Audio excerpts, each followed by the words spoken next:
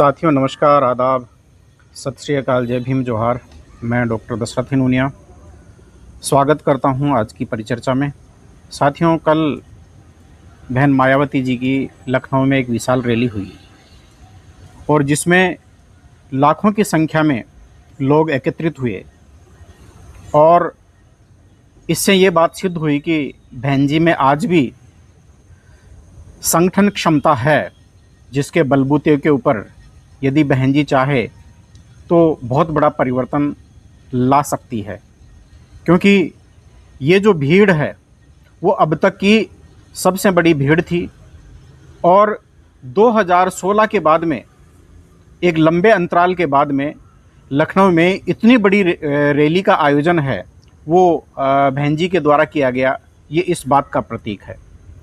लेकिन सवाल ये है कि क्या इस रैली ने बीएसपी के ताबूत में कील ठोक दी है? बड़ा सवाल, बड़ा गंभीर है। और ये प्रश्न मैं क्यों उठा रहा हूँ? और क्या चंद्रशेखर के लिए रास्ता और आसान कर दिया है बहन जी ने? और इसके साथ साथ में सवाल ये भी है कि अगर बहन जी चाहे और इस दिशा में सोचे तो न केवल आने वाले 2-3 सालों के अंदर अंदर यूपी में बीएसपी की या बहुजन सरकार स्थापित हो सकती है, बल्कि देश की राजनीति में भी पुनः बीएसपी और दूसरे अन्य बहुजन राजनीतिक दलों को स्थापित किया जा सकता है। ये 3 बड़े महत्वपूर्ण प्रश्न मैं आज आप लोगों के सामने रख रहा हूं और इसी के ऊपर मेरी चर्चा है वो आप लोगों के समक्ष रहेगी। मैंने ये बात क्यों कही कि क्या बहन जी ने बीएसपी के ताबूत में आखिरी कील ठोक दी है, ऐसा मैंने क्यों कहा है?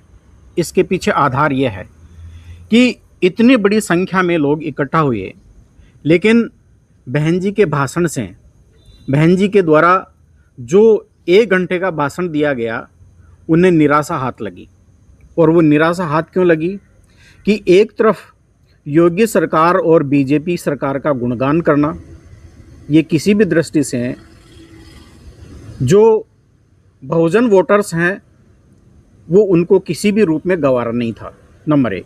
नंबर 2, अभी 3-4 महत्वपूर्ण घटनाएं हैं वो इस देश में घटी है, इनके ऊपर बहन जी ने किसी प्रकार की कोई प्रतिक्रिया नहीं दी। इससे समाज को बहुत अधिक निराशा है वो हुई है। यूपी में रायबरेली में हरिओम वाल्मीकि के जिस प्रकार से पीट कर इसी योगी के नाम लेकर और भीड़ के द्वारा उसको मार दिया जाता है, उसके ऊपर कोई प्रतिक्रिया बहन जी के द्वारा नहीं दी गई।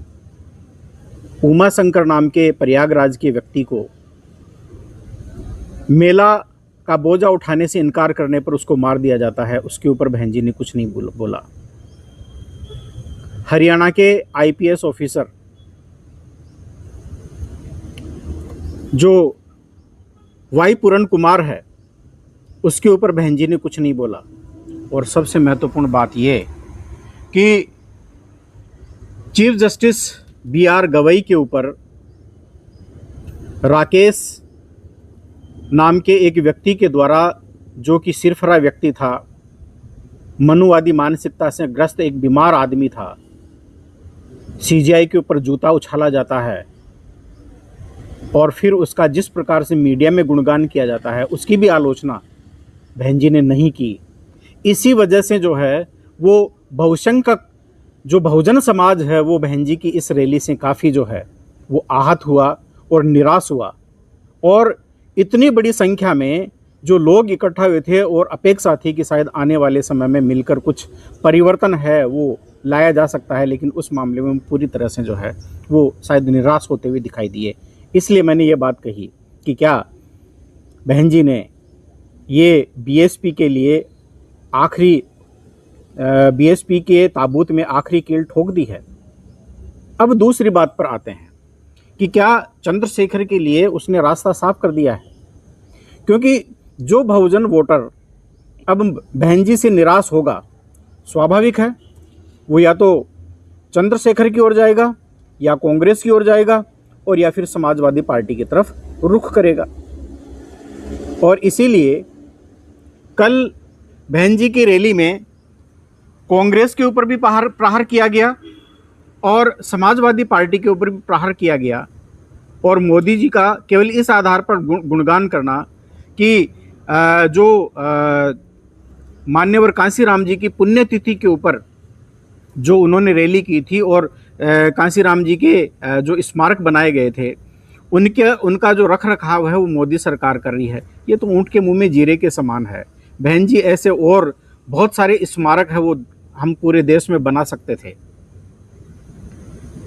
और बनाए जा सकते हैं, लेकिन यदि सत्ता नहीं रही, यदि शक्ति नहीं रही, यदि तंत्र नहीं रहा, यदि सत्ता नहीं रही, शक्ति नहीं रही, तो इस प्रकार के बनाए गए जो भी स्मारक है वो सारे जो है वो खत्म कर दिए जाएंगे। इतिहास इस बात का साक्षी है। बुद्धिस्ट पीरियड के दौरान मौर्य साम्राज्य से संबंधित, सम्राट अशोका से संबंधित कितने जो स्मारक है उनका जो है परिवर्तन है वो कर दिया गया है। तो इनका परिवर्तन है वो कब कर दिया जाए, ये इस बात का यानी कि एक तरह से कोई अपने आप में ठोस आधार नहीं है। इसलिए इस आधार पर प्रशंसा करना बीजेपी की शायद बहुसंख्यक बहुजन समाज को जो है नागवार है वो गुजरा है। आज संविधान खतरे में है, दलित, आदिवासी और पिछड़े वर्गों के अधिकार है वो खतरे में है। और उस खतरे को भांपते हुए आज आवश्यकता इस बात की भी है कि विपक्ष को एकजुट होकर और इस मनुवादी जो बीजेपी और आरएसएस की सरकार और इस विचारधारा है उससे लड़ना चाहिए।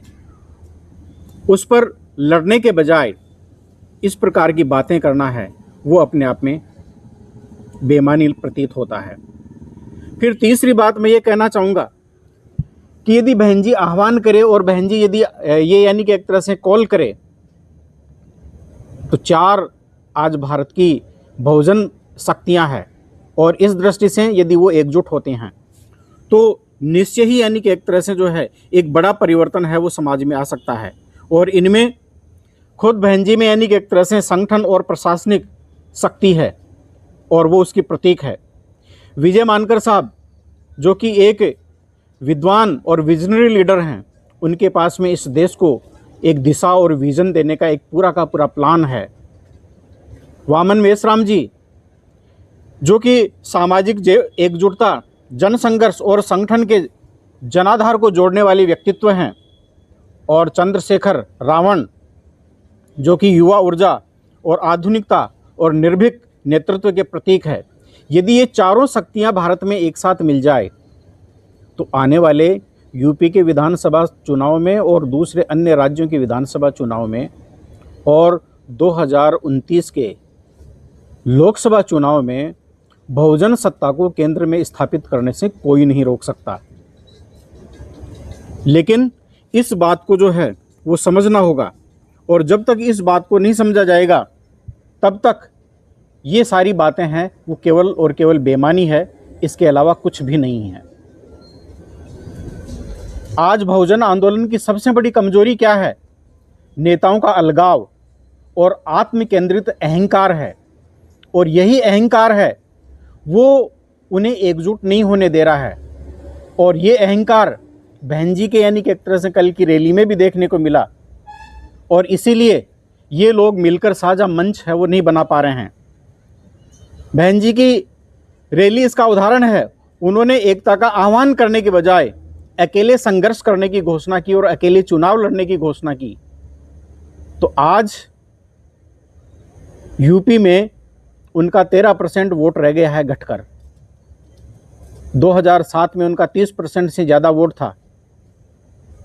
और इतना ही नहीं बल्कि विधानसभा में आज उनकी 1 सीट है, और वो 1 सीट भी वो उनके बलबूते पर नहीं है, वो उस विधायक की खुद की काबिलियत है।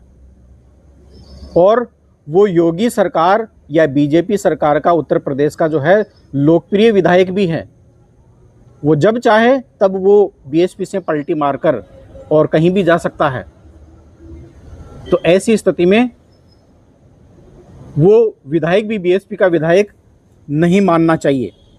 यानी राजनीतिक दृष्टि से यदि संगठन को बचाना है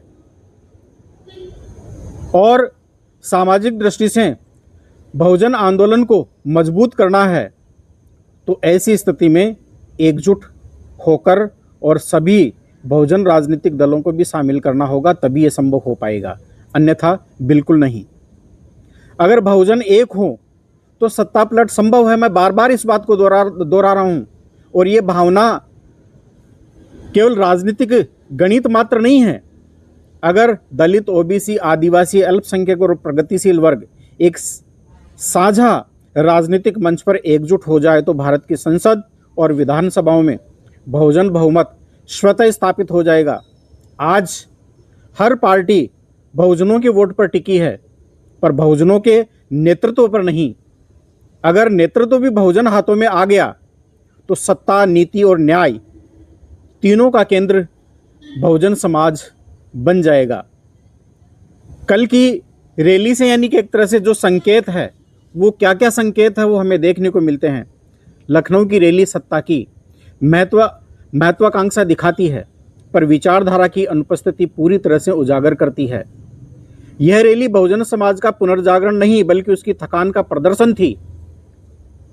पर यह भी सत्य है कि इस ठहराव से एक नई दिशा निकल सकती है यदि बहुजन नेतृत्व ये समझ ले कि अब साझा मंच ही उद्धार का रास्ता है।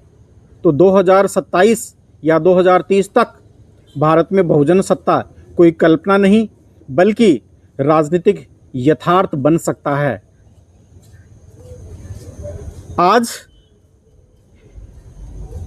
आज का प्रश्न यह नहीं है कि मायावती बोलेगी या नहीं। प्रश्न यह है, क्या बहुजन नेतृत्व मायावती से आगे सोच पाएगा? यदि मायावती की संगठन शक्ति और विजय मानकर साहब का वैचारिक नेतृत्व और उनका विजनरी दृष्टिकोण, वामन मेश्राम की सामाजिक एकजुटता और चंद्रशेखर आज़ाद रावण की युवा जो ऊर्जा है, यदि एक दिशा में साझा रूप से आ जाए तो भारत का भविष्य बहुजन हाथों में होगा और डॉक्टर बाबा साहब अम्बेडकर का सपना राजनीतिक सत्ता ही सामाजिक न्याय का द्वार है, वो साकार हो सकता है। आज की परिस्थिति में बहुजन आंदोलन का पुनर्जागरण केवल भाषणों से नहीं, एकजुट दिशा से संभव है। अगर इन चारों शक्तियों ने साथ साथ चलने का साहस किया तो आने वाले दशक में भारत का संविधान केवल किताब में नहीं बल्कि राजनीति में भी जीवित दिखाई देगा। साथियों, यदि आप मेरी बातों से सहमत हैं तो आप इस वीडियो को लाइक और शेयर करें और इस चैनल को सब्सक्राइब करें। साथ ही साथ संविधान, सत्य, विज्ञान, मानवता, मानवाधिकार और अंतर्राष्ट्रीय कानून, कॉस्मियो ह्यूमनिज्म और अम्बेडकरिज्म, इक्वेलिटी, लिबर्टी, फ्रेटर्निटी और जस्टिस, ज्ञान, विज्ञान, मानवता में विश्वास करते हैं तो आप हमसे जुड़ें, पार्टी से जुड़ें। डिस्क्रिप्शन में सारे लिंक दिए गए हैं। बहुत बहुत धन्यवाद।